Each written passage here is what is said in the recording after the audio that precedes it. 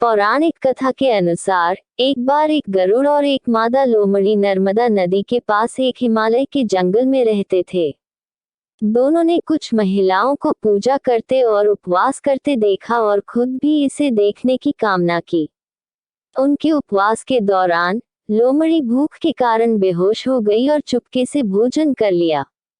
दूसरी ओर चील ने पूरे समर्पण के साथ व्रत का पालन किया और उसे पूरा किया।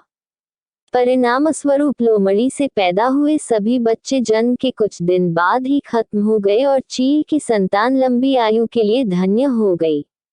इस कथा के अनुसार जीमूतवाहन गंधर्व के बुद्धिमान और राजा थे। जीमूतवाहन शासक बनने से संतुष्ट नहीं थे और परिणाम स्वरूप उन्होंने अपने भाइयों को अपने राज्य की सभी जिम्मेदारियां दी और अपने पिता की सेवा के लिए जंगल में चले गए। एक दिन जंगल में भटकते हुए उन्हें एक बुढ़िया विलाप करती हुई मिलती है। उन्होंने बुढ़िया से रोने का कारण पूछा।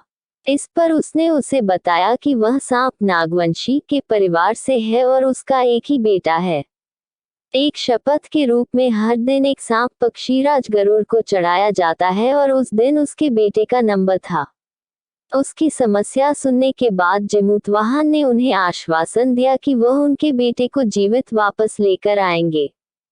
तब वह खुद गरुड़ का चारा बनने का विचार कर चट्टान पर लेट जाते हैं।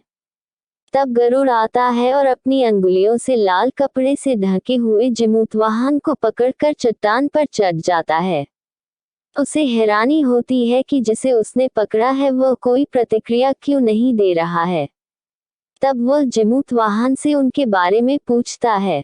तब गरुड़ जीमूतवाहन की वीरता और परोपकार से प्रसन्न होकर सांपों से कोई और बलिदान नहीं लेने का वादा करता है। मान्यता है कि तभी से ही संतान की लंबी उम्र और कल्याण के लिए जितिया व्रत मनाया जाता है।